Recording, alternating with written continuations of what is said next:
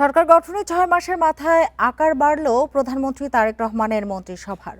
মন্ত্রিসভায় ৫ জন নতুন সদস্য যুক্ত হলেন। শুক্রবার রাতে বঙ্গভবনে নতুন মন্ত্রী প্রতিমন্ত্রীদের শপথ পড়ান রাষ্ট্রপতি মির্জা ফখরুল ইসলাম আলমগীর। রাষ্ট্রপতি মির্জা ফখরুল ইসলামের ছেড়ে আসা স্থানীয় সরকার মন্ত্রণালয়ের দায়িত্ব পেয়েছেন বিএনপির অন্যতম জ্যেষ্ঠ নেতা স্থায়ী কমিটির সদস্য ডক্টর আব্দুল মঈন খান।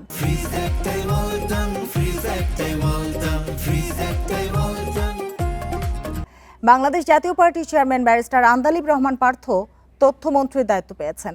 বান্দরবান থেকে নির্বাচিত সংসদ সদস্য সাচিং প্রু জেরি পার্বত্য চট্টগ্রাম বিষয়ক মন্ত্রী হয়েছেন।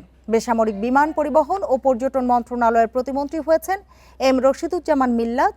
পূর্ণমন্ত্রী হিসেবে শপথ নিয়েছেন তিনি। এছাড়া গাইবান্ধা ৪ আসনের এমপি মোহাম্মদ শামীম কায়সার লিংকন ধর্ম প্রতিমন্ত্রী ও হুমায়ুন কবির পররাষ্ট্র প্রতিমন্ত্রী হিসেবে শপথ নিয়েছেন।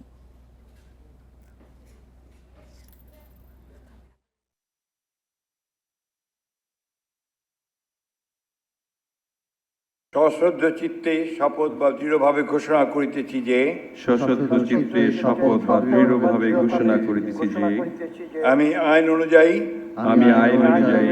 সরকারের মন্ত্রী পদের কর্তব্য বিশ্বস্ততার সহিত পালন করিব।